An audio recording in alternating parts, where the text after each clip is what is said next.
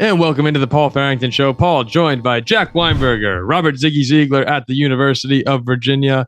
And again, no Zach Bloomquist for this one, but we'll be back next week. So we're going to do this episode. We'll probably take the rest of this week off, enjoy a little downtime post Super Bowl. And then next week, we'll dive back into it. We got the combine coming up. The NFL draft is, 2 months away now. It's actually around the corner. It's much closer than it may seem.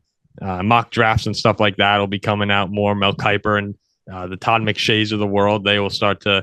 I'm not sure what McShay's actually doing right now. I don't know if McShay is. We'll let the people know what's really at. Yeah, but we'll talk about mock drafts. We'll react to some of those. We'll maybe even have our own before the NFL draft in April. That would be kind of fun. Ziggy and I did that one time way back at Notre Dame. You can look at our predictions. I think we nailed the first 8 picks in the draft, Ziggy? We got the first 8. We were like 13 for 15. And of course, we got pick 32 spot on. Oh, yeah. What was it? Joe Tryon? I think I was on that show. You weren't on that show. It was at Notre Dame. Oh. But I thought I did one. We did another one. Yes. We did do another one the following year, I believe. Yeah. Following the massive success of the first mock draft. That was fun. We did a second mock draft, and you were on that. Yeah. We'll have to go back and see what our record was or our predictions for those rounds. So you can get an understanding of why we really nail these things here. So we'll have a lot of off-season coverage. We're going to do more mailbags. We'll have a lot of fun NFC North content coming out. We'll hit the Steelers. Steelers are going to have a fun off season, big off season ahead of them. And then, next thing you know, it'll be August and we'll be gearing up for the 2024-2025 season. But for now, today, I did a recording last night talking about the Super Bowl, the 25-22 win for the Chiefs. But now we have Jack and Ziggy along with us. And, I watched the first half with you, Jack. And I know you're on the 49ers. I tried to tell you to go to the Chiefs. I still think that the 49ers was a good bet. I mean, you knew who the better team was. Well, the better team looked like the 49ers to me. However, I'm never betting against Patrick Mahomes. That's what I said off the bat. Well, first of all, they were bailed out by a muff punt. McCaffrey never fumbles. First drive fumbles the ball on the 30-yard line. Just so many things that seem to go the Chiefs' way. And I guess you're right. That seems to always happen. That's what I did. I thought the Niners, to me, were clearly the better football team and should have won the game. Then in overtime, you get a holding penalty. You're about to go up by 7, like figures, right? It was huge that Kittle was out for that play. Remember they showed Kittle running back onto the field? The play after his backup had the hold? Yeah. I guess lesson learned. I bet because the Chiefs 3 times in a row and lost all 3 games. And even if you're noticeably not as good of a team as your opponent, they still found a way to win. I think you might be a little harsh. The Chiefs defense is really, really good. I mean, they were down 10-3. Mahomes throws a pick. Niners have it on the 40-yard line. Like they couldn't capitalize. They were dominating. Like they were, to me, the much better football team. The punt changed everything. 10-6. You're getting the ball back and you muff a punt. Like, of course, it only happens to Kansas City. You sound like an upset better right now. I was a little pissed off because I felt like I made the right bet with the better team and lost the game. But congratulations once again to the Chiefs. Blah blah blah. I mean, congrats, Ziggy. Do you have any thoughts? Because I have a question for you, but I'll let you hit your initial thoughts first. It's tough to take a lot away from this game for either team. The 49ers were terrible on third down. They were 3 for 12. They're usually never that bad. The 3 biggest plays of the game were fumble, fumble, and fumble.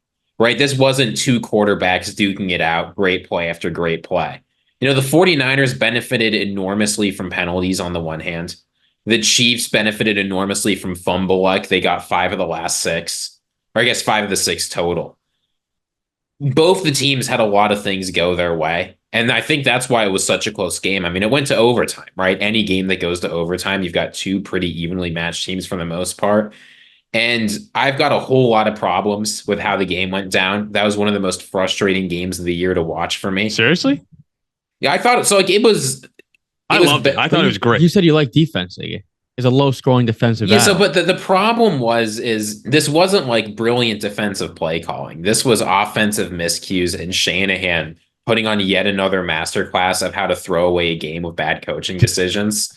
It was really... I'm here for. It was an enjoyable game, but Shanahan did so many things wrong. The Chiefs got hot at the right moment. And, congratulations, right? Like they put themselves in the position. They won the game yet again.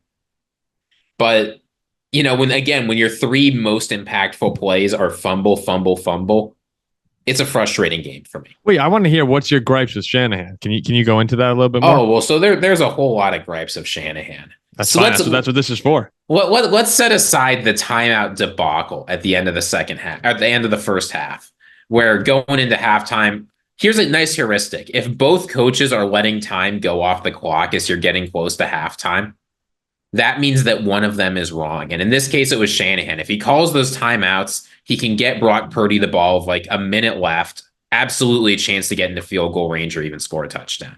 We can set that aside. Sure. Let's set that. Let's look at the last couple minutes of this game to see just how bad Shanahan handled it.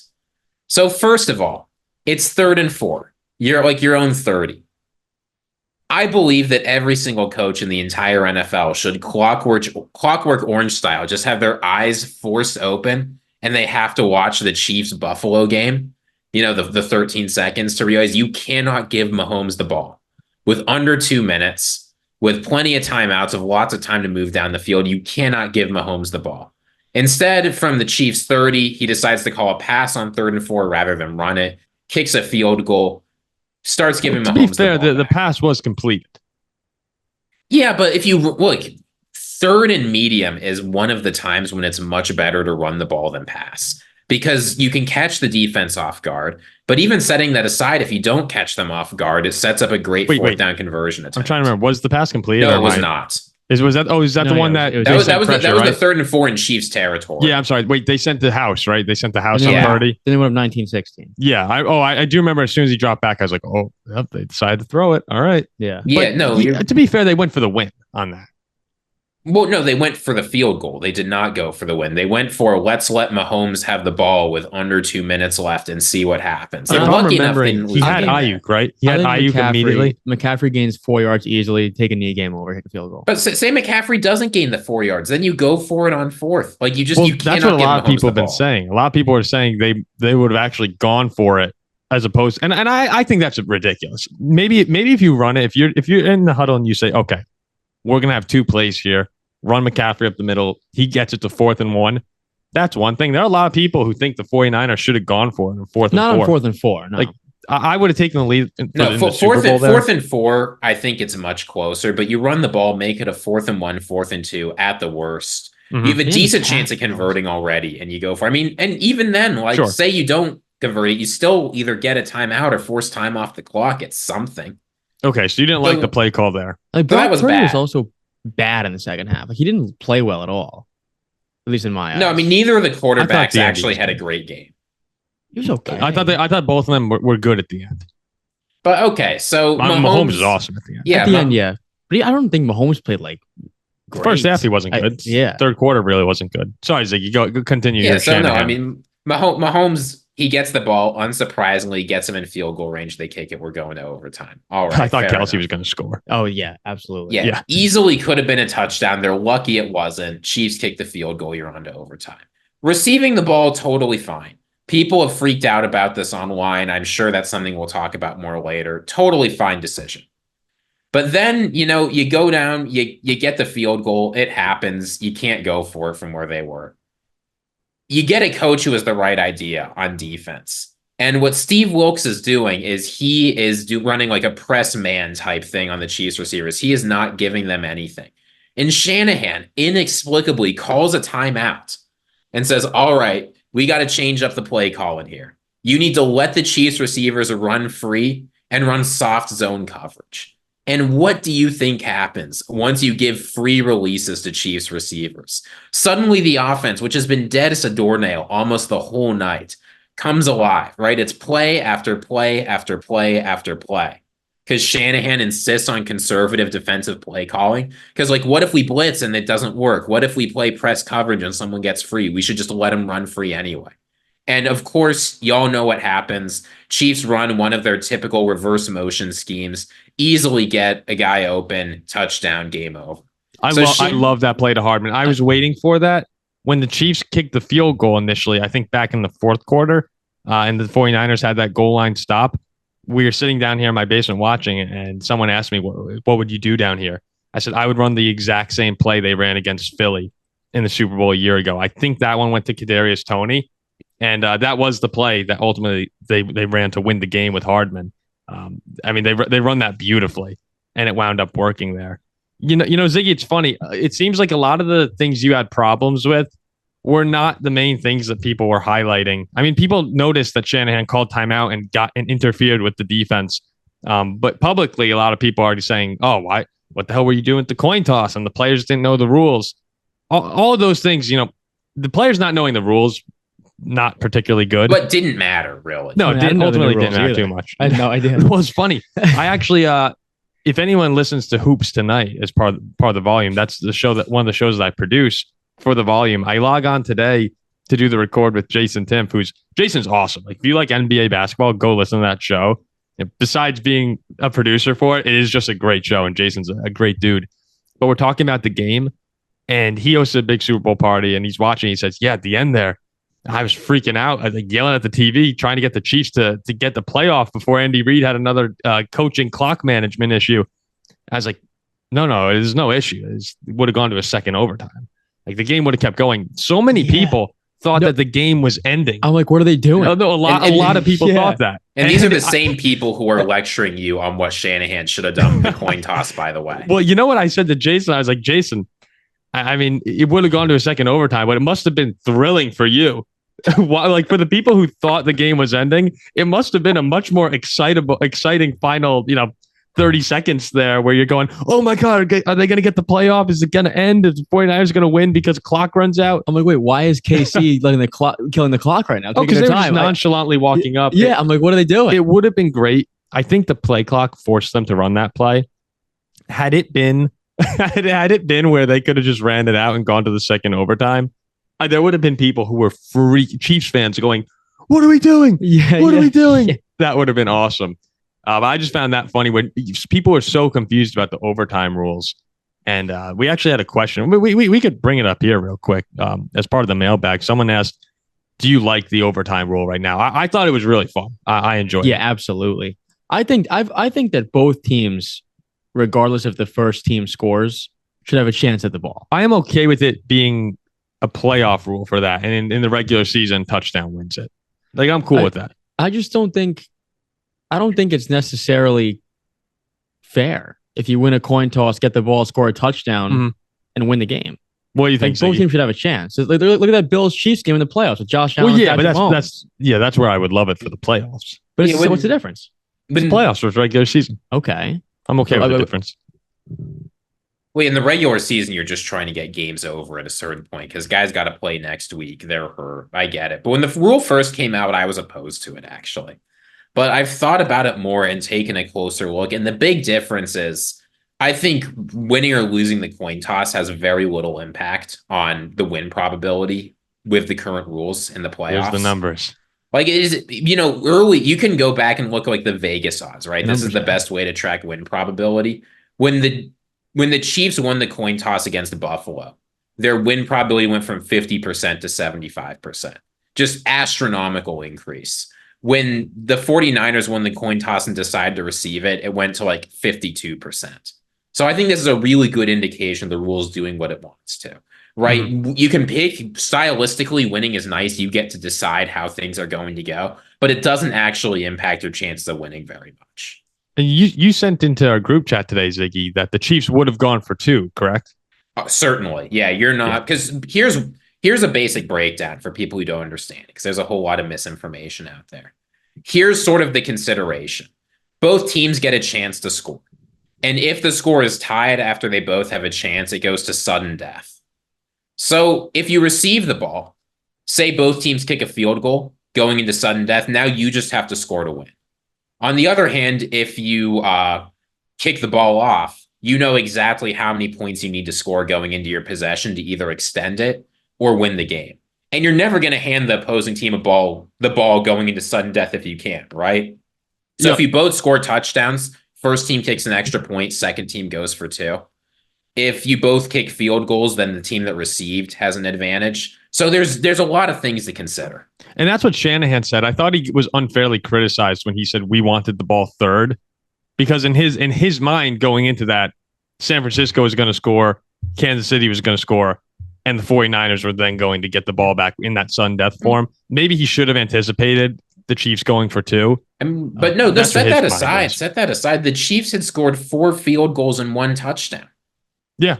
Right? It's not like this offense had been lighting it up all night, right? The 49ers had their number, and the defense was gassed. People forget this too.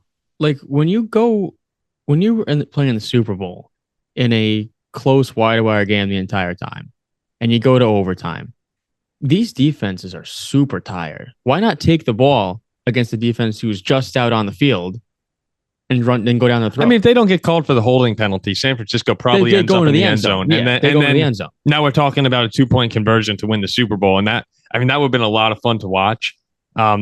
Something that we haven't talked about yet. And Ziggy, you mentioned the quarterbacks. They weren't great for a large portion of the night, but down the stretch, I thought Purdy actually made a lot of really big throws. He got them down the field and at least got the field goals that they needed to. But towards the end there, Mahomes, I wish I went back and watched before we recorded. How many 3rd and 4th downs did he pick up there on those final 2 drives for the Chiefs? Where it just seemed there was 3rd and 6s, 3rd and 4s, the 4th and 1. Every single time San Francisco had an opportunity, he would pull something out. And whether that was because the 49ers sent an all-out blitz when they probably shouldn't have, or Nick Bosa crashed hard on Pacheco on the 4th and 1, allowing Mahomes to run. I just thought down the stretch there, I actually was anticipating a 49ers stop. I don't know why, even though I know it's Mahomes, but it's just, you get to the point now with him. He did it against the Bengals last year in the AFC Championship. Did it against the Eagles. Did it now. When they got the 4th and 1 when he scrambled, the game was over. Like, if you can't stop him there, he picks up 10 yards on the ground, slides. You knew it was done. Like, they were going to go. That was the moment. That was it. I mean, that was it. It was 4th and 1, down by 3. They pick it up easily. I'm like, yeah, here we go. I thought it would have sucked too if they just stopped the Chiefs. Like, the way the game was going, I was waiting for something inside the 20-yard line on that final Chiefs drive to really build up the suspense there. So a 4th and 1 stop on the opening set of downs, I thought would have been a little anticlimactic, but yeah, it was just an awesome game over the final quarter and overtime. I expected, like, this Niners defense is so good, and I expected them to play well. I didn't think we'd see a they Mahomes, did play well. Yeah, I don't think we'd see Mahomes go totally nuts or Kelce go totally nuts, which is why I picked the Niners. I was super impressed with the Chiefs defense, like, in particular, because I think this Niners team has just so many weapons and they're so tough to stop. And I didn't think Kansas City would play as well as they did on defense. And a moment that stands out to me is when it was 10-3, 3rd quarter, Mahomes throws a pick. Niners have the ball, I believe the Chiefs 45-yard line, somewhere around midfield, and they go 3 and out. Like, if the Niners go up 17-3 there, I think it's over. That was the chance. They couldn't get that 2-score lead. And the Chiefs stopped them. Like, this Chiefs defense in the second half, like, Purdy was terrible up until the last, few minutes of the game. And honestly, I mean, the Chiefs defense did really well, but you've got to give props to the 49ers defense too, because they found a solution to all the things that the Chiefs did against the Eagles last year, right? The Pacheco runs, they were able to shut that down. The Mahomes scrambles. He was pretty bad. Yeah, he was horrible. Pacheco did nothing. Besides that, like, really unfortunate 4th and 1 scramble in overtime, I mean, you saw how well they were able to contain Mahomes. Nick Bosa in particular did a really excellent job playing discipline. Didn't get a single sack. He was great. But he showed TJ Watt fans how defense works, right? He didn't get a single sack, but he was the most important defensive player on the field. I don't know what you're talking about. I'm just saying, look. Carry on. I don't know what you're talking about. Look, all I'm saying is the 49ers had a great defensive game plan. It's unfortunate that... You know who was snubbed from DPOI. You know it. It's unfortunate that the defense fell short at the end there, but really they did have an excellent game. Fred Warner was awesome. He had a couple plays. I couldn't remember it last night. I can't remember it again now, but he had the one play. I think it got out to, was it to Pacheco or Rice when he made the diving stop to force 3rd and 1. Third and 1. I mean, I forget who that was. He was all over the field last night. I think it was Rice. And Drake Greenlaw, I felt so bad for him tearing your Achilles. Is that confirmed torn Achilles now? Yeah, they confirmed it was an Achilles that injury. Sucked. I remember. He might never come back 100% from that injury. That's one of those things that's tough. I mean, I hope he does, but that's one of those things that can sap your speed. It's so unfortunate that, like, as you're celebrating a big play, you just have a career-altering injury. And how about Kelce there at the end? I took a screenshot of this last night. First half, 1 reception on 1 target for 1 yard. In the second half, 8 catches on 9 targets, 92 yards. He really came alive. I mean, you kind of knew it was coming. I mean, the Chiefs, and I've said this before, like, this team really is not much on offense without him getting going. They're going into the second half, one of the best coaches in the league, that they were going to get that going. I thought he was huge in this. I really did think he was going to score a touchdown there. And congrats, Ziggy. I know you're a big Swiftie, so you got your Super Bowl win there. Well, Taylor Swift didn't win a Super Bowl. But... Did you stay up all night listening to Love Story and You Belong to Me? Sure I'll tell you this. If the Chiefs put Taylor Swift out there for a snap in the Super Bowl, I will listen to every single Taylor Swift album nonstop from the beginning, plus all the Taylor's versions. I would love to see Taylor Swift get out there for a play. Okay, a couple more things here. The 49ers. If she played quarterback instead of Mahomes, what's the score? Well, she's getting injured on the first play, out for the season. Let's say we turn injuries off. Yeah, if we turn injuries off, the injury slider off. I don't know, 142-0. It's something. What's the max amount of points that the 49ers could score in a 60-minute game? Nick Bosa is setting the single season sack record in 1 game. You may have an opportunity there with Charvarius Ward winning the MVP. You know, that was Jack's bet, Ziggy, right? Like you heard it on the show, everyone, if you're remembering. Ward was Jack's Super Bowl MVP. Do you realize that, like, legitimately had a chance up until the final? You needed the pick, like if he had a pick 6 to win in overtime, like, he's the MVP. Yeah, I guess that's fair. Like if it was on the table. Let's say the Chiefs got the ball first in OT, and Mahomes was a pick 6 to Ward. He wins the MVP. You also bet on the punter, right? Did everyone actually at the house bet on the punter? Yeah. So we were at a party at our buddy David's house. Paul was there for a half. Had to go back and work, but it was the early third quarter, and it was 10-3. Momentum building. It was 10-3. Chiefs were backed up all day, and our friends and I were like, "Who on the Niners? What's the worst bet we could place right now? Who on the Niners would win this right now?" I mean, like, it was like a low scoring game. Like, nobody was really looking that good, and I'm like, "What about this punter? He's been booming the ball all day," and our buddy Brian's like, "Yeah, he's got 4 punts of 50+ yards, all inside the 20. We're like, you know what? Like, let's do it. That's genius, Brian. Me, Brian, my friend David, your brother Matt.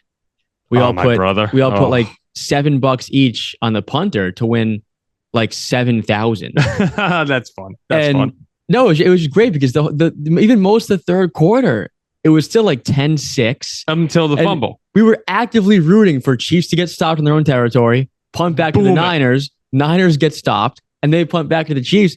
And it was always so hype when the Niners would get, you guys. Like, I had the Niners money line, and I was rooting for them to get stopped.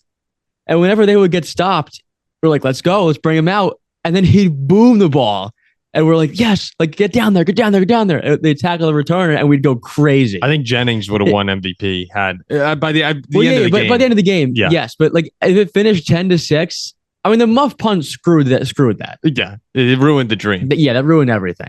Ziggy, I guess you would have appreciated that as a big special. No, I mean, I was saying for the first half and really the first 3 quarters until that unfortunate, bizarre muff fumble, the special teams play this game was incredible. Between the Super Bowl tying record, longest field goal, incredible punt coverage from both sides. Like, it was a special teams masterclass. It was really this was my kind of game.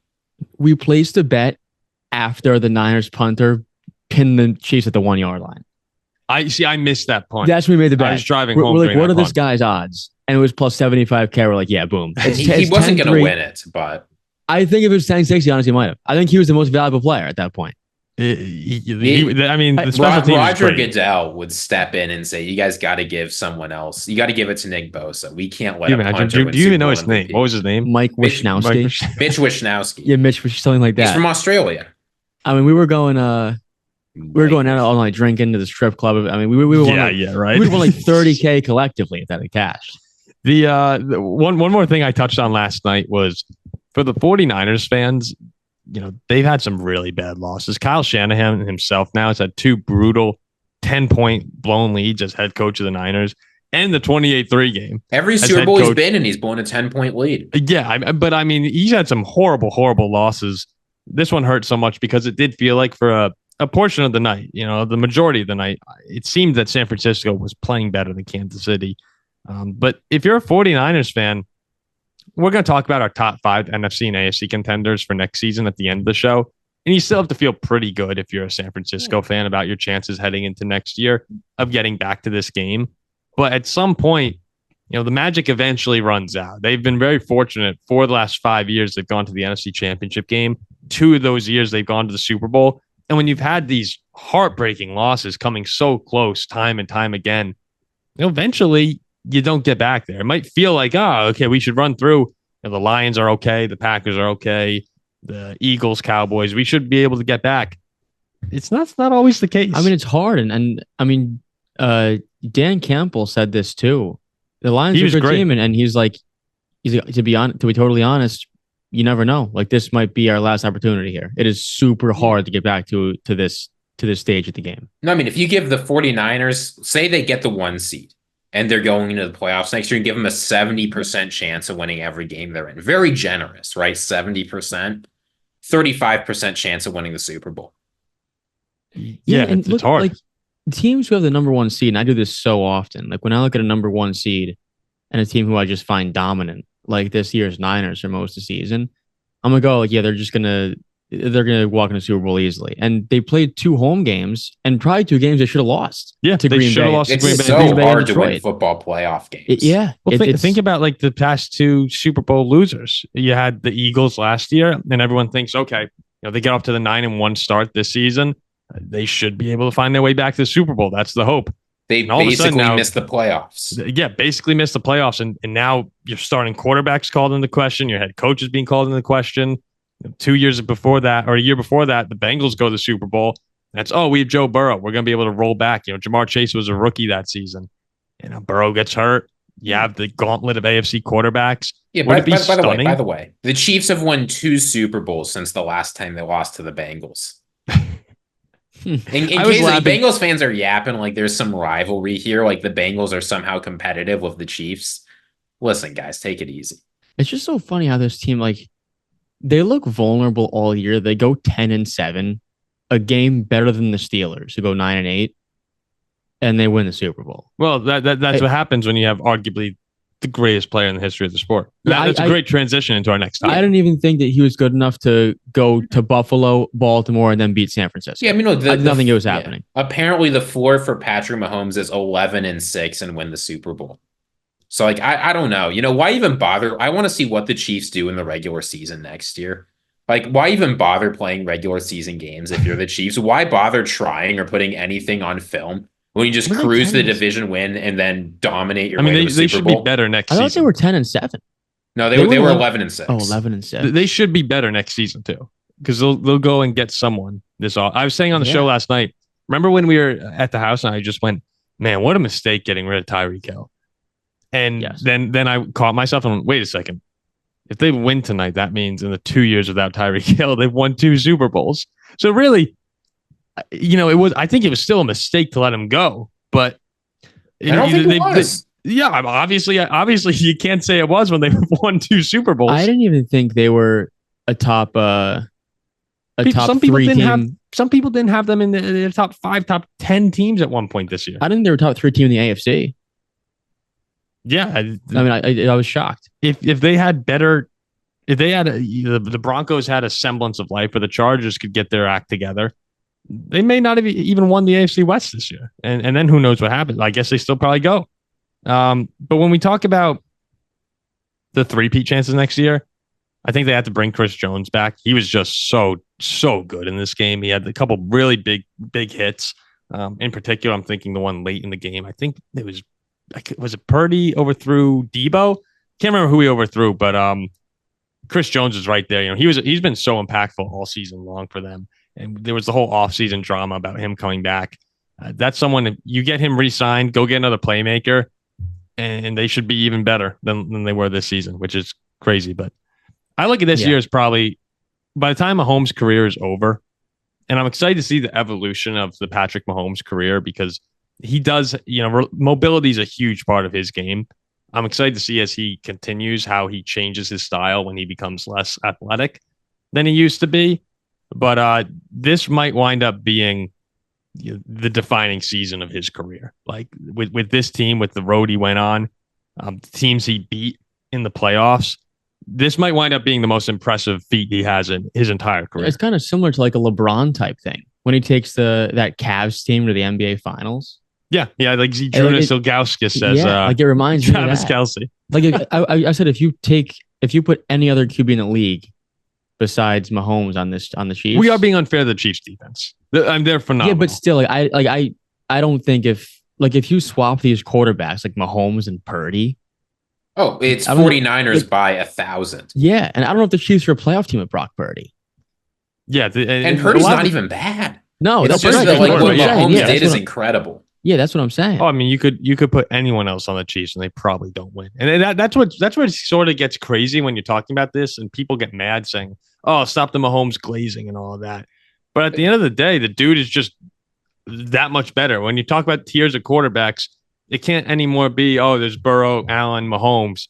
There's Mahomes, and then there's a tier down, and then there's Allen, debate the rest. And then there's a tier down, and it's Jackson and Burrow.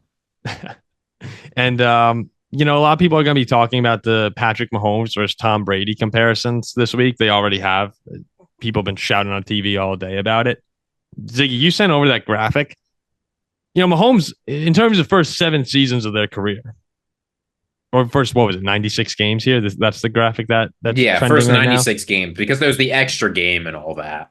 Yeah, I mean, Mahomes leads in basically every single category, and he blows Brady away in pretty much all of them. I'd say that I think that Patrick Mahomes is a better quarterback. I think he's more talented. I think I'd rather have him than Tom Brady. Yeah, I mean, talk about so far career accomplishments though. Like it's tough to compare 3 to 7. Like, he's got some ways to go. But like nobody's arguing that at this point in his career, he's well on pace to probably be the best of all time. But he's not there yet. I mean, you compare Mahomes' start to Brady, and I get that it was a different time, right? Like Brady, one of his first years of his career, led the NFL in passing touchdowns with 28. But like Mahomes is averaging 75 yards more per game and has like 70 more touchdowns over his first 96 games. That's almost an extra passing touchdown per game. He also has produced like 5 times the rushing yards and like 5 times the rushing touchdowns. Yeah, so the numbers are, I have them right here. It's 219 touchdowns to 147, 63 interceptions to 78, 1,936 rushing yards to 435. How about the passing yards? Passing yards, 28,424 to 21,564. It is a different time. And also, but to be fair to Brady, and Mahomes acknowledged this after the game, Mahomes couldn't beat him in the big games that they played. Brady won the AFC Championship. Brady won it. I think people are being unfair to Tom Brady, actually, which is kind of shocking. But Brady won the AFC Championship game. He won the Super Bowl, which actually was at home for Tampa for them. But when you're talking about the greatest of all time, Mahomes, you could say right now he's probably the greatest talent we've ever seen at the position. But in terms of greatest of all time, I really don't think it's that close yet, because Brady, 7 I mean, the longevity of his career and the greatness of his career across 20 seasons, 7 Super Bowls. Like right now, it's really not that close in terms of GOAT conversation. But I'll tell you this, Paul, a cautionary tale. Sure. Troy Aikman in 2019, people were starting to get excited about Patrick Mahomes, right? The Athletic in 2019 ran an article saying Mahomes has thrown 36% of Aikman's career touchdowns in 8% of the games. Aikman's response was, "Talk to me when Mahomes is 33% of my Super Bowl titles."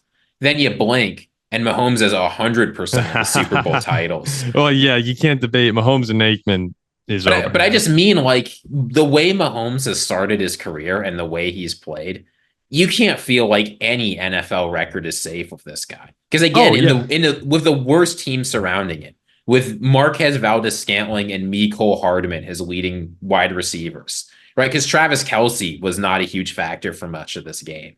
With struggling running backs, with a mediocre offensive line, like so many things go wrong. and Mahomes wins the Super Bowl. I mean, the This dude guy could can still do be playing in anything. 10 years. Like in 10 years, he might still be playing. Yeah, what would he be 38? 38 years old. There's going to be a part 2 to Mahomes' career, but the second part without Kelce, probably without Andy Reid. And that's when we saw a lot of Brady's best football. Most of these quarterbacks didn't reach their peak till they were like 30. Now that's where I'm so curious to see, because of the athletic ability of Mahomes at 32, 33, 34, when he can't run the way he does right now. I'm sure he'll be phenomenal. The athletic ability is only part of his game. Yeah, right? I can't wait to see the mental manipulation that he begins to learn. Like you started to see that this season. I mean, you've seen it all of his career, but when he starts to really master the game, the way that you saw Brady and Manning do it, and Breeze, that's when you're going to see another level, probably even above that. I mean, I don't know if this is peak Mahomes yet, but it's scary to think if he could go up another level. And there is a big there's a big difference though in, I believe, talent versus the like the whole The resume, resume, the full and resume. GOAT discussion. Yeah. Like there's quarterbacks out there, a handful who I think are more talented than Tom Brady. You have Aaron Rodgers, honestly, probably Josh Allen. Mhm. Like you could probably name a few. But when you win 7 rings and you play for what 20 seasons? It's 2021, Something something like that. like that. It's I don't think Mahomes is quite in that discussion yet, and probably not really even that close. But I think he's on pace. It's fun. It's tough to not say that he's on pace, but he's not there yet. We saw it today, and we won't have to get into this too much, barely at all, honestly. But I sent it into the group chat today on First Take. They had the perfect topic bar today that was closer to the GOAT or closer to GOAT, Mahomes to Brady or LeBron to Michael Jordan. I mean, that's like as good as it gets in sports media in terms of if you're going to throw Stephen A. Smith and Shannon Sharp on the microphone and say debate something, you're hitting 4 names there that it doesn't get better than that. That's pretty good. I think the answer easily has to be LeBron James to Michael Jordan right now. Because there's still so much. Could you imagine if Michael Jordan had beaten LeBron James in 2 playoff series? Yeah. Oh, like that's right. Even if like Mahomes is somehow able to match Brady, that's all people are going to think about. Well, what's kind of fun about when you think about these 2 comparisons is that LeBron James to Michael Jordan, I actually think LeBron has the better career resume than Jordan, even though he's behind on championships. Again, that's like the longevity, number 1 in points. I think he's 3 in assists right now, all of that. While Jordan, I mean, he's still got one of the best Michael Jordan ever. But yeah, he's Michael Jordan. Like most people would say he's a better player than LeBron James. And with the Brady Mahomes right now, it's sort of the opposite. We're waiting for Mahomes to build that resume up a bit more. But Brady has the longevity, and Mahomes is the guy that you're saying, yeah, he's probably better than Brady is. It's just a matter of getting more to his name. So I actually think that by the end of it, Mahomes will wind up being considered the greatest quarterback of all time. But then imagine if it was they played at the same time and Michael Jordan goes on the road in a playoff series and beats LeBron then beats him in an NBA Finals not too long after that. That's a good point, Ziggy, there. The thing about Mahomes that's just so surprising, though, is, I mean, LeBron James was arguably the most hyped basketball prospect ever, right? There was a full-time LeBron James reporter while he was in high school, right? Like he went to the Cavs and he lived up to expectations immediately, but people are expecting big things from him. Meanwhile, you see Patrick Mahomes, he's a solid college career, but people are thinking he might fall out of the first round. He doesn't. But he doesn't go to a big-time program. He doesn't do anything big. Juwan Jennings was a higher recruited quarterback than Patrick Mahomes. Juwan Jennings? He was the highest rated quarterback recruit in that game. Yeah, he was like the number 7 QB in the country. He was number 5. Oh, that's insane. But yeah, number 5, I think. Yeah, so Juwan Jennings out recruits him. He's like good in college, very good, don't get me wrong, but he's not a standout. He takes a year off in Kansas City, red shirts, and immediately comes out looking like the best quarterback we've ever seen out of nowhere. I mean, his first season in the NFL, 5,100 yards, 50 touchdowns. Oh, remember the Steelers game? That was the breakout game. Yeah, I'm like, he threw 6 touchdowns? I think we were like -8. I'm like, oh, we should beat this guy at home. And I'm like, who is this man? Oh, I remember that game. I remember walking into the dorm with Ziggy. Ziggy and I were in school at the time together. And I was like, oh my gosh. On the road in Pittsburgh, this guy's unbelievable. He had like 7 touchdowns. Yeah, so it's so interesting to see like Patrick Mahomes and the way he's done. It's so different than almost any of the other greatest of all time players. He didn't fall to the sixth round, but in that way, he's much more like Tom Brady, where like no one really expected to see this. And then once you see him play, you just knew. We just can't forget. We can't forget how great Brady was. Yeah, I mean, that like this week, it's all going to be about Mahomes. It deserves to be all about him because it is an unbelievable run they're on. But Patriots had 8 straight AFC championship games, 3 Super Bowls. I've always said that you were terrified of him with 2 years left. There has been nobody, and to this day, and I don't know if there ever will be, who, when they dropped back to pass and had the slightest bit of time, I knew it was going to be caught. And that's only Tom Brady and nobody else. Yeah, we can't forget how great Brady was. He's still the GOAT. He is still the GOAT. All right, let's end up here with the top 5 AFC and NFC teams heading into next year, or at least our opinions on them heading into next season. Why don't we start with the AFC? Would anyone like to go first, or shall I kick this off? You took it off. Okay. My list right here, I think this is a pretty reasonable list. I'll go 5-1. I was between the Texans and the Dolphins for the 5 spot. And I think I'm going to go with the Texans because they're Division 1. They should. I'm expecting them to win that, even with Jacksonville there. And the Dolphins, I just can't trust them anymore. I've gotten to the point with Miami, super talented, and that defense was, crushed with injuries at the end of the year. But with the way that this Texans team rallied together around a young core of guys, CJ Stroud is better than Tua Tagovailoa. I'm gonna go with the Texans at 5. 4, I've got the Bills. Even though another disappointing end to their season, as long as you have Josh Allen, you're going to be a Super Bowl contender. We'll see how this offseason goes to build, to reload in Buffalo. 3, I got the Bengals because once Joe Burrow's back, he's one of the few guys in the league that if he goes against Mahomes, you can say, all right, there's a world where they win this game. He's one of the few guys that you can actually put on the field and say, yeah, I'll take him. And I won't say that's a stupid thing to do. 2, I'm going to go the Ravens. Lamar, maybe even swap Bengals Ravens, but let's leave the Ravens at 2 for now. The defense is awesome. Lamar Jackson coming off an MVP. Again, some more guys back from injury, like Baltimore, and then it has to be the Chiefs at 1. I'd go.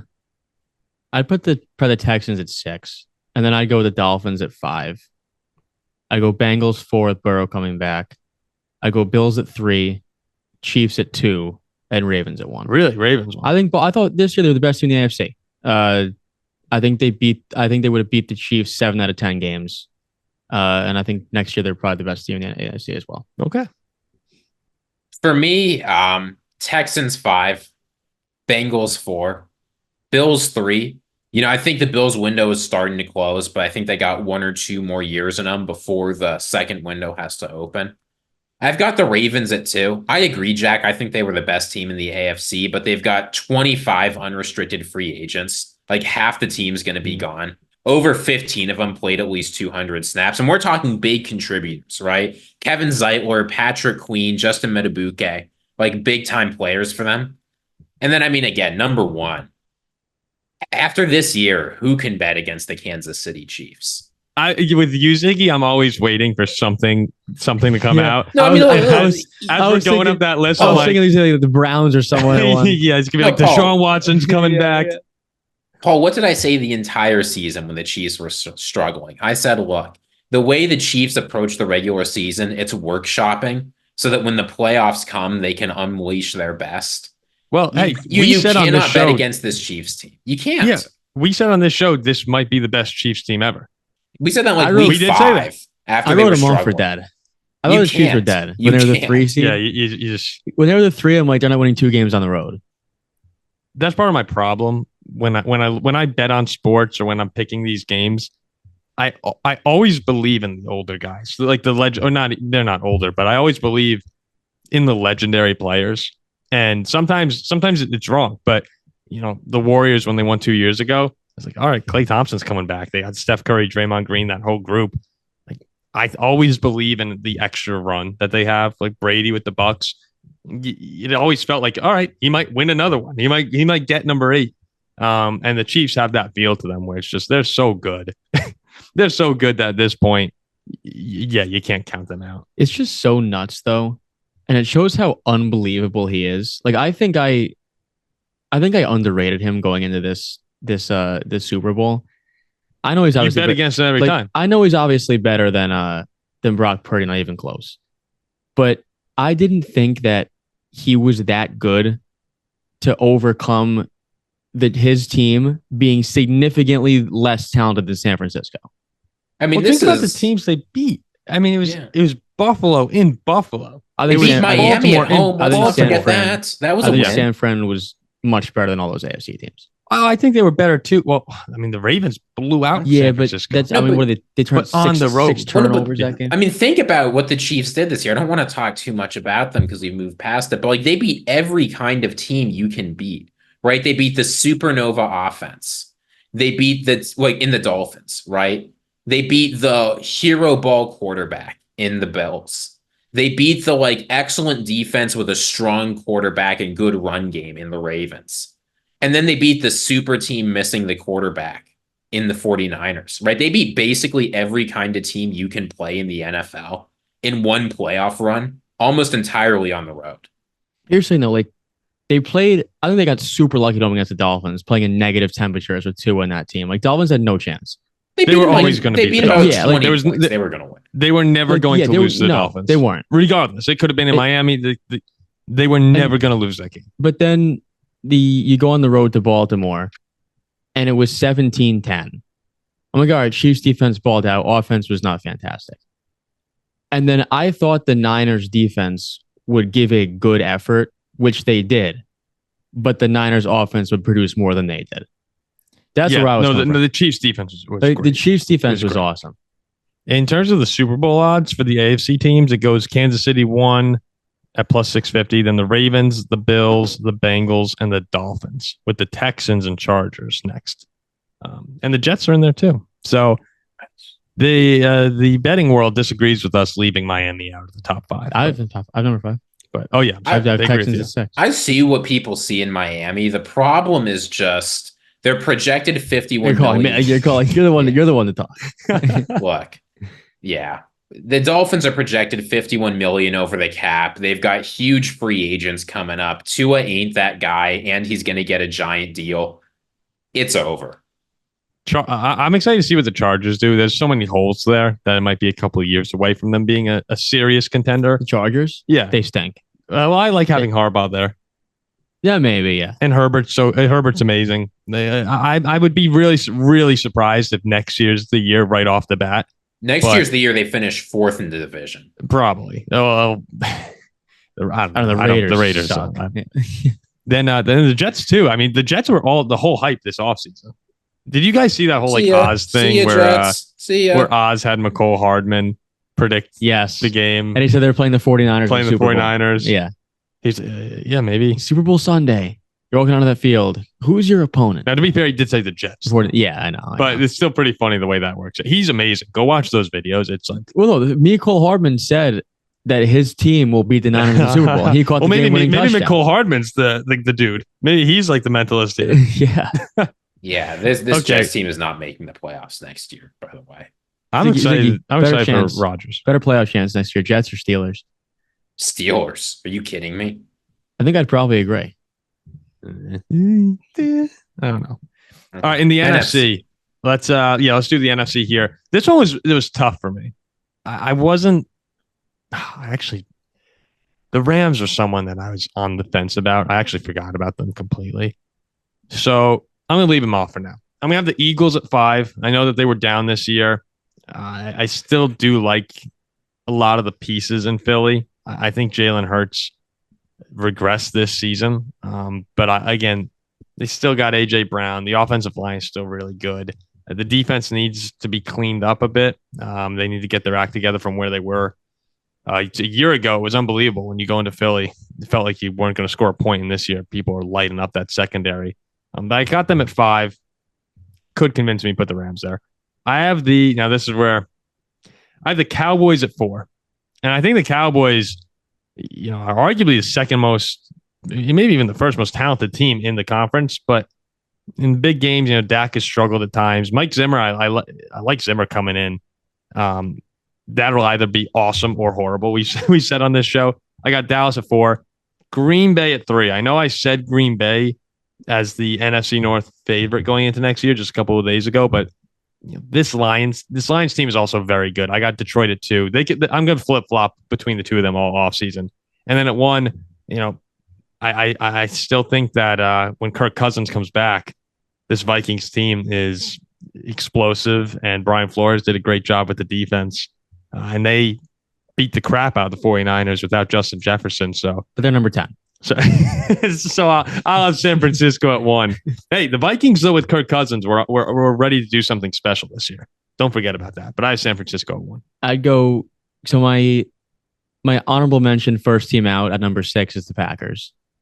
I have basically everyone watching this. I know. I have the Bucks at 5. I'm high on them again. All right, wait. I'm sorry. People are going to tear you apart. Good, like you did last year too. And this team played the divisional round.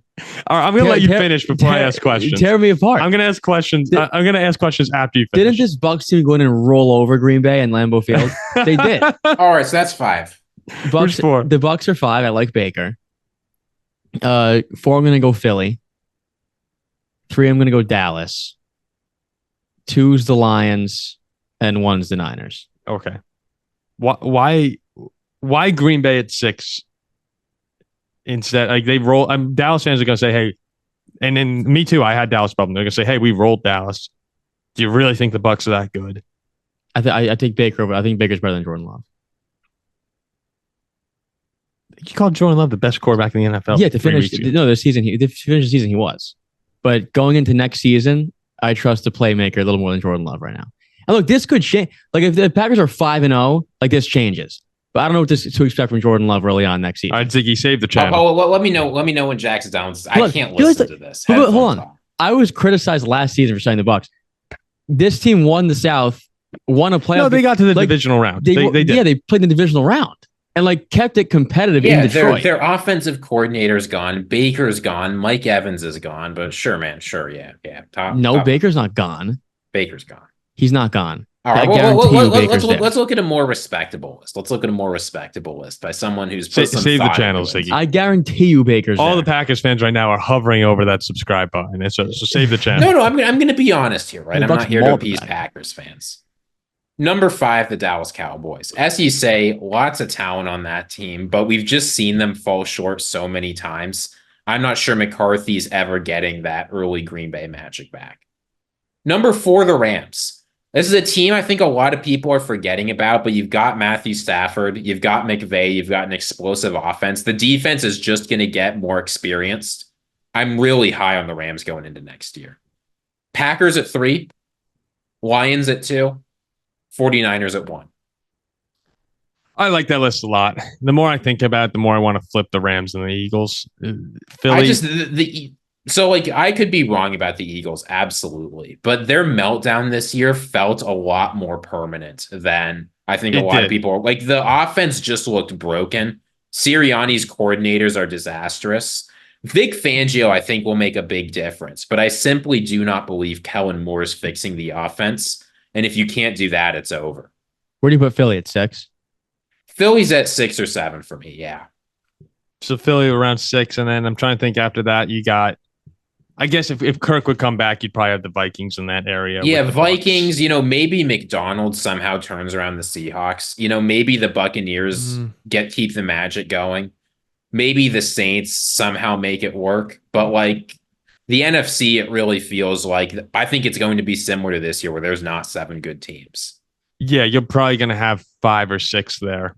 The 6 that you mentioned are probably going to wind up being the teams. Philly's the team that I know I keep going back to them. They're the team that I need to see a lot from them early next season because you're right. That collapse, they were 9-1. Yeah. I mean, they were 9-1. And we talked about this on our reaction show, Ziggy, when they got bounced earlier in the season. Actually, I'm sorry. I don't know if you were on that. That might have just been me. It was us. It was us. My bad. When they got bounced, remember at 9-1, everyone was saying that they're finding ways to overcome these, their problems. That, this is a team when they pull it together, they're going to be the same as last year because they're resilient. Well, when you lose those games, that's when all of a sudden the problems, you're no longer overcoming issues. It's, oh, shoot, these are real problems that have not been addressed the entire season. And maybe we were just getting lucky to win earlier in the year. And that's when those little issues that you thought you were going to be able to overcome turned into season-long issues that are glaring and obvious holes. I think the Sirianni dilemma is a big one. And Jalen Hurts is still a very, very good quarterback, but you were hoping that you had a top 5 QB in the league. And now, it's a question if he's going to be in the top 10 next season. And they are committed to him until 2027. And they are, yeah. It was crazy. The Eagles, they're sitting there at 9-1, holding the number 1 seed off a Super Bowl loss. I'm like, all right, they're going to get back there. And then in the blink of an eye, everybody knew divisional round, they were not going to beat Tampa Bay. I still thought they were. And it was like just so sudden. It's like this team they're going to get back there they're really having issues. And it wasn't just the offense, the secondary was horrible. The D-line has so many good players. D-line struggled too. I'm flipping Ziggy. I'm putting the Rams 5 and Eagles 6. And let's not forget, right? Like the Eagles, like they've lost Jason Kelce. Everyone else around them is getting older. Like the team, it's very difficult. Like I think the defense is going to get better. There's no question about it. But when we're talking Super Bowl, we're talking the team improving dramatically from this year. And I can't see that happening. And and when you're comparing the Eagles and the Rams, at least like I am, Matthew Stafford, you go up and down the NFC right now. He's probably the best quarterback in the conference. The Rams had a good year. Like I feel like this was their down year, right? The defense was almost entirely undrafted free agent rookies or like 6th or 7th round picks. You're the only one who called it, remember? Yeah. And like they played the Lions in Detroit within 1 point. Stafford looked great. Everybody's saying how Detroit should have gone to the Super Bowl, and ultimately they should have. I mean, the Rams could have won that game. The Rams win that game, which I thought they were when they were down a point with the ball and driving. Did they have penalties? Or what was it? Yeah, I think they had 2 bad penalties. They had bad penalties that moved them out of field goal range, right? Yeah. And then they had to chuck it up or something. Last thing we'll ask, and then we'll get out of here. Let's pretend Kirk comes back to the Vikings, okay? If we're talking about, and I really want to hear Jack answer this too. We're talking about the top 5 quarterbacks in the NFC going into next year. How would you rate that? 5 guys you want. Let's say you're going to build a team, right, for next year. Out of the NFC quarterbacks, who are the top 5 that you want? So I'm going to do this based on let's say I have the San Francisco 49ers offense, who I want as my quarterback. Okay. Sure. All right. Screw it. I'd probably go Jalen Hurts number 1. Still Hurts? Yeah, probably still Hurts. Then I might go Jared Goff number 2. 3 is probably Dak. 4 is honestly probably Kirk. And then 5 Stafford? Kyler? I was gonna say Jordan Love. No, 5 is probably Stafford.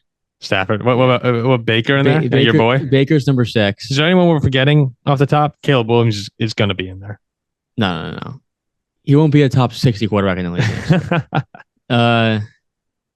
No, probably Baker 6. Oh, Daniel Jones 7. No, Paul. I'm joking. All right, Ziggy. How about you? Bryce Young. Oh yeah, Bryce Young. Yeah, Bryce Young. Wait. So your list was. So I got Bryce Young, Caleb Williams. So you had Hurts 1, Goff 2. Hurts, Goff, Dak. Cousins probably 4. And Stafford 5, and then outside looking in is Baker, Love. Okay. That's yeah. 6, and 7. Purdy. Is Purdy in there? Yeah, Purdy's probably he's top 10. He's probably number 8. And how about you, Ziggy? We got Dak number 1. We got Love number 2. We got Kirko number 3. Jalen Hurts and Stafford at 5. Jalen Hurts. Actually, swap Hurts and Stafford. Stafford 4, Hurts 5. Man, I have a hard time not saying Stafford would be my number 1. Is that crazy? I mean, Stafford Dak should be your number 1. There's no question about it. I think it still Hurts. I think Hurts is up there. Dak Prescott should have been the MVP this season. He had an incredible year. Oh, yeah, I think Dak. I would probably go, and then my bias is going to be showing here. Okay, I would probably go Stafford number 1, Jalen Hurts, number 2. 3, Kirk. 4, 4 Dak. 5, Jordan Love. I'm actually going to swap 4 Jordan Love, 5 Dak. I'm going to swap 2 and 3. I'm going to put Dak 2 and Goff 3. I like Dak. I think Dak is really good, but yeah, I mean he just has problems at times. Oh, he wouldn't with No, he with Debo. no, and no. Kittle Dak is awesome. I mean, all these quarterbacks are great, but I leave Jared Goff out of my top 5. I think he's a good quarterback. But well, there's anyone outside of that top couple of NFC quarterbacks, the rankings could fluctuate a lot next season. I don't feel very confident in any of them, but I also think all of them are capable of pretty good performances. Yeah, I like Purdy is right there. Goff is in that area. Let us know in the comment section what you think. Yeah, I'm trying to think. Is that Stafford, Hurts, Kirk, Love, Dak? Man, Dak should probably be higher, but I'll leave it. Do you have any mailbag questions or no? Oh yeah, do we want to hit a mailbag before we go? Yeah, what's the mailbag? Let's see, a couple mailbag questions The night's from young. Merle. The night's young. Merle says, "What's a long recording? We're over an hour right now." So, Oh, shoot, really? We love our fans. We love after our all, it is fans. the Super Bowl. True, we are taking Okay. a break too after this, so Yeah. why not? From Merle. Merle says, "How many Super Bowls will Mahomes need to pass Brady as the GOAT? And do you think he'll get there?" I'll throw it to you, Jack, because you had a number. Yeah. We talked about this actually before the show off air. I think if he gets to 5, you can seriously debate it. I don't think he has to quite reach number 7. But if he gets 7's nuts. It is just 7's nuts. crazy. But if he gets to 5, I think you can say that he might be the greatest of all time. Do you think he'll get to 5? I say he does. That's it Like, now. I mean, I think that when all is said and done, as nuts as it is to say, and maybe I'm wrong, you never really know, we'll probably be talking about Patrick Mahomes as the greatest of all time. I think I agree with you. Would you disagree, Ziggy? Or I think to pass Tom Brady, I have my own opinions on this. We're talking about what the folk are going to think. He will never pass Tom Brady until he has more Super Bowls, because the head-to-head's always going to be a tiebreaker. So he needs 8 Super Bowls. He said that. Mahomes did say that. Brady did beat him in a Super Bowl. Will Patrick Mahomes get to 8 Super Bowls? No.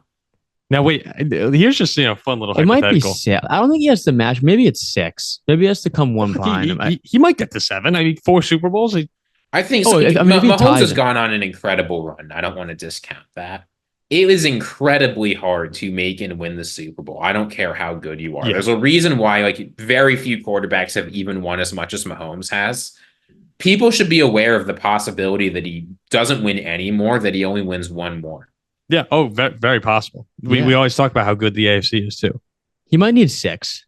Maybe it's 6. If he had beaten Brady in that Tampa Chiefs Super Bowl, though, then I'd say 5. then Brady would have right 6. now- Mahomes then would he'd have have- 4. he'd Right, have then it'd be 4. 6 and Like, 4. right now, Mahomes might be the greatest of all time. Right. Like that Super Bowl is probably cementing the GOAT argument as of right now. Like, that was a waxing also. That was horrible. I have a hard time. And also, yeah. Brady, Look, I remember that Super Bowl. We had, oh my gosh, who was it? Mike Remmers, I think it was. The Vikings offensive line. Mike Remmers. Remmers came in. The Chiefs O-line was so banged up that game. And Mahomes was running for his life. Just to get an idea of how bad the offensive line was for the Vikings the year before that or during that season. I can't remember which one it was. Mike Remmers was the guy who came in and got blown up. And like the Chiefs sucked in that game. He was our best offensive lineman the year before. So when I complained about the Vikings offensive line, think about that Super Bowl and then think of 5 of those guys blocking for Kirk.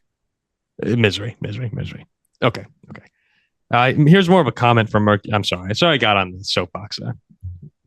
Vikings offensive line just sucks. Better this year. Mercury Road 55 says, this is more of a comment. If the Bears drafted Caleb Williams and the Packers played a 3-1 defense with 3 down linemen and 1 linebacker and no corners or safeties, would the Packers win by 28 or 35? So a little Packers Packer fans have barrel. got to stop asking us these questions, man. It's out of It's so control. funny. They'd win by 35. They own the Bears. More. Here's Ziggy. You're saying if Williams is the quarterback? Yeah. 42. This is from Sergeant Hattie 9822. What are your favorite styles of defense and why? Ziggy was excited to run with this question. Jack and I were mulling over types of defenses. So, I'm going to take this question liberally. Here's my favorite defense in football. match cover 3 schemes. Like anytime you're running a match 3, particularly like those Saban, Belichick, Rip Liz style defenses, they're not necessarily the flashiest, right? You're not getting like Brian Flores or Spagnuolo, or like you're not getting a billion guys blitzing. But what you are getting is intelligent, interesting coverage. It was specifically engineered to beat the weaknesses of cover 3. I don't want to get too much into the history here. I know folks don't really care. But if you're interested, I mean, Cody Alexander, it's a whole book breaking this down that's super interesting. Match 3 defenses are just a thing of beauty. So there you go, match 3 defenses. I enjoy the type of defense that you mentioned with Brian Flores. I like the aggressive one, but you just get burned so many times, and I'm worried you can just program a way to beat it, right? We saw this with the Vikings at the end of the season. You just run dig routes, and the Vikings just lose. Live by the sword. Die you know what I like watching? I like when a player from the secondary comes in and blitzes, and the quarterback doesn't see him and lays him out. That's what I like. I like safety blitzes. Oh no, you're an attacking defensive guy. I like corner and safety blitzes from the weak side. Jack, I am curious here because Ziggy mentioned the book on NFL defenses. Can you remember like what is the last book that you read front to back? Because we've made this joke before. I actually know the answer. Can I guess? Can I guess? Yeah, you can guess. You're not going to get it, but you can guess. I'm assuming it was in English class in high school. I'm not counting a class discussion book. Oh. I'm counting on my own. That's a fair addendum. Good Night Moon. It's probably my third to last. Like dead serious. There's Good Night Moon. Magic Treehouse in first grade, and then Diary of a Wimpy Kid. The last book I watched the movie, never read the book. The last book, it's like the easiest book to read. The last book that I read by myself, start to finish, was in 5th grade, called The Wreckers, and I actually enjoyed it. And like taking away class discussion books and all that stupid nonsense by myself, I have never read a book. Have you picked up a book since The Wreckers? I've had a need to. I attempted to read Tom Sawyer, read 2 pages and turned. Then so you went from Good Night Moon and the Wreckers to Magic Treehouse to The Wreckers to Tom Sawyer to class discussions. Tom Sawyer was the one you tried to read. Tom Sawyer was like high school. I can't in good conscience endorse this in case my students are watching. So my mom buys me a book. She's like, Jack, like you should really read. Jack. I think I was a it would junior. be a bad skill to lose. I think I was a junior in high school, and my mom buys me a book, The Adventures of Tom Sawyer. And what was she thinking? She's like, Jack, this is a good book. You should read it. I'm like, all right. So I think I sit down one night. It's like 8:00 at night. It's like a Wednesday or whatever, and I read like 4 pages. I can't imagine this, by the way. Like I cannot even picture Jack like Jack hangs up from a phone call with me or one of our friends. And he's like, all right, I'm gonna go read some Tom Sawyer. So I read like 4 pages and closed it. And my mom's the next day, she's like, did you make a dent? I'm like, yeah, like a little one. She's like, are you gonna resume? I'm like, yeah, maybe. But no, I'm not a reader. I'm a movie watcher. That's fair. Movies are great. Yeah, I mean, movies, TV shows. I've never found the need to like read a book. Here, Jack, listen. If you only read one book for the rest of your life, this is a translation I've been told is pretty good. The Piver and Volshovsky, Crime and Punishment, absolute banger of a novel. I strongly encourage you to go read this. It's a story about guilt, suffering, redemption, morality, mortality. That sounds like my type of book. Sounds like Outer Banks. That sounds like my type of book. Yeah, Goodnight Moon is a good one. That's Goodnight Moon's great. Yeah, I know Magic Treehouse is also great. I had like 20 of those books. I read a lot of those. Couldn't put it down. No, I couldn't put it down. Like 2nd grade me was on fire at Magic Treehouse. The Magic School Bus. Well, that was a show. I don't think anyone wants to listen to Jack list Ziggy, grade reading level. Do you know the Magic School Bus right now could be inside your ass and you have no idea? Like, we're not doing this. We're not doing this. Hop on the Magic School Like, here's the esophagus. We're not doing this. All right, let's finish up here. We got a couple more questions. These are all coming from, now a frequent commenter, XX McLovin, XX. Let me see your ID, McLovin. This is very nice of him. He says, I'm asking questions if they make sense. If not, LOL, sorry. I know comments help the algorithm. So just trying to help us out. Nice. So that's very nice. We'll go through each of these real quick. He's got a couple questions or 4. They're all good questions. As Kirk starts to get older, what do you think should be the Vikings' plan once they move on from him? Let's assume, based on this, that they are going to re-sign him. I don't care if they re-sign him or not. There is one answer. The plan is they're going to JJ the jet plane. Get me JJ McCarthy. The end. Oh my God. Paul, I was not a JJ McCarthy believer. I was not, but I've been watching the film. The guy's got it, Paul. The guy's got it. I don't know if I could sign up for it yet. Man. Hold on. What was the question? If they don't. No, what should the Vikings do to move on from Kirk? Yeah, what's the plan once they move on from Kirk Cousins? Bo Nix. I like Bo Nix is a day 3 prospect. Okay. I know that we have a huge need for guys on the line. All the mocks are saying Byron Murphy. They're saying we might get one of the edge guys. I'm having a looming suspicion that the Vikings are going to trade up and go after Jaden Daniels. Now, look, I'm not sure if I'm happy about that or not.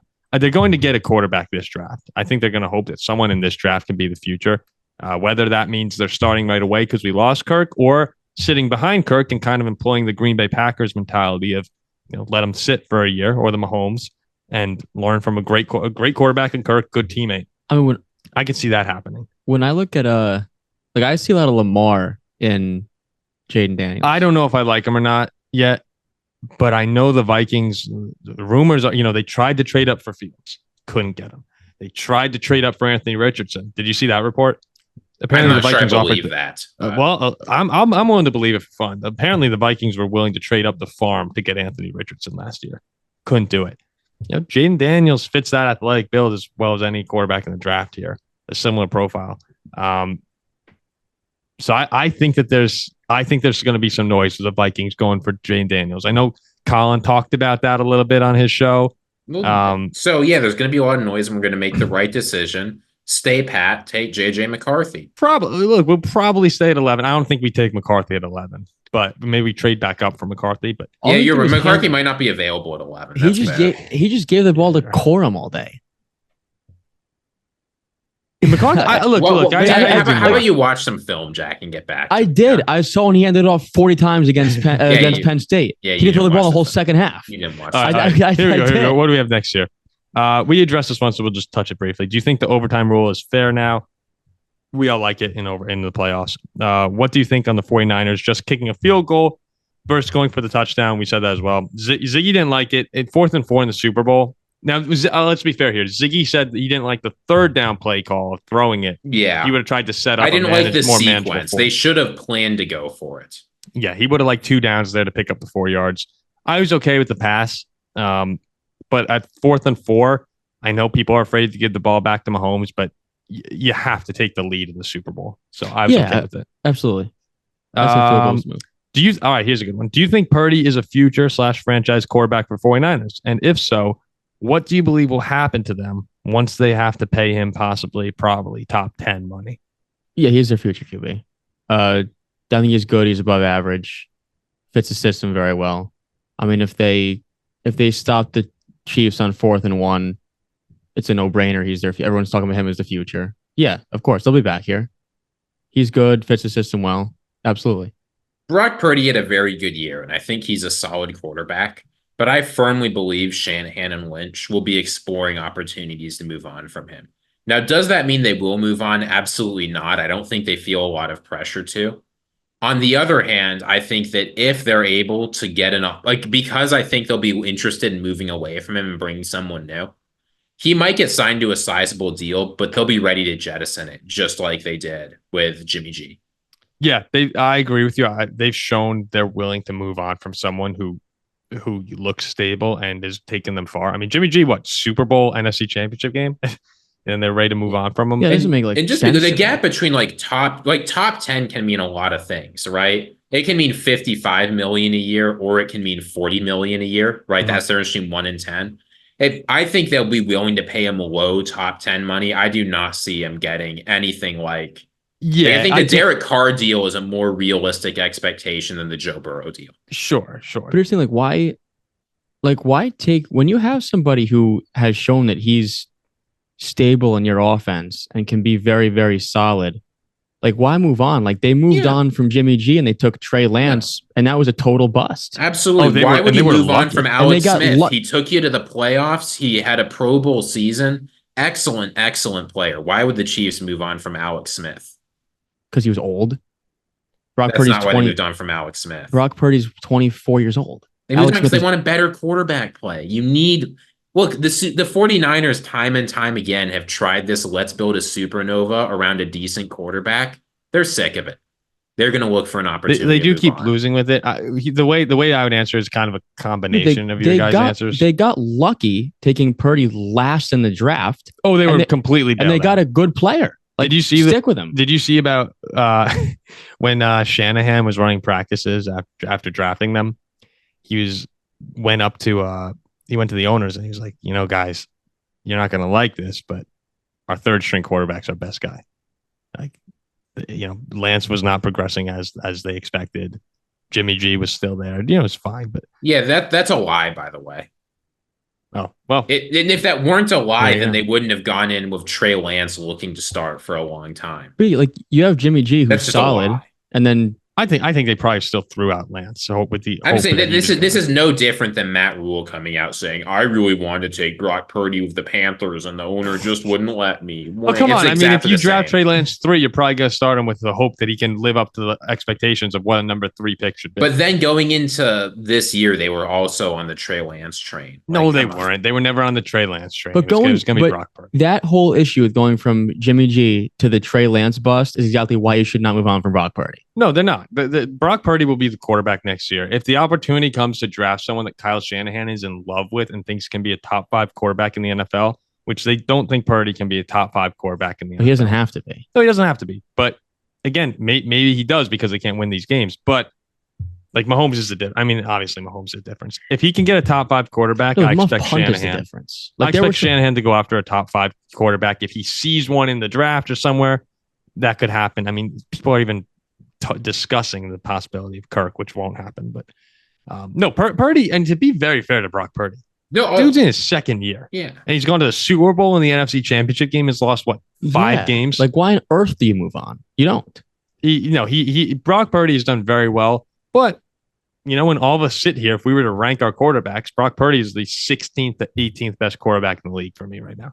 If that's all he has to be. Well, that's all he has to be. But if you can be better, you go for better. Why take the risk? He drafted Trey Lance 3 and he stunk. I'm more interested to see, can Purdy take another leap? Because Purdy's still so young. I'd like to see if Purdy can take another leap into that borderline top 10, which some people would argue, he can. I'd like to see him have some. I wish he were the quarterback people describe him as. People talk about his anticipation and ability to read the field. If he can actually learn to do those things, he could be a very good quarterback. Yeah, the jury's still out on me for Brock Purdy being a long-term franchise quarterback, which I believe it should be. And we'll see what happens.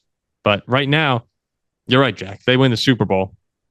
It's, all right, this 49ers team, maybe they can make a run here. Yeah, and they were 1 play away.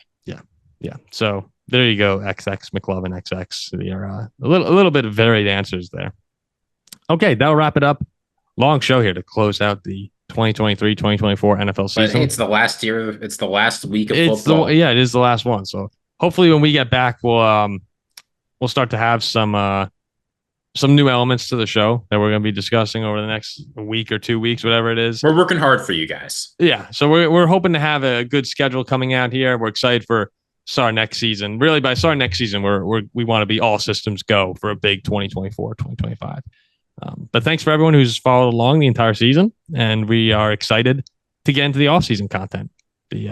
That's usually when the conversations on this show begin to. That's my favorite time to fall apart. Yeah, I can't wait for the drafts again. Oh, we got to go going right off the bat. Very good draft, but we'll save it for the off-season. All right, we will see you next time on the Paul Farrington Show. See you.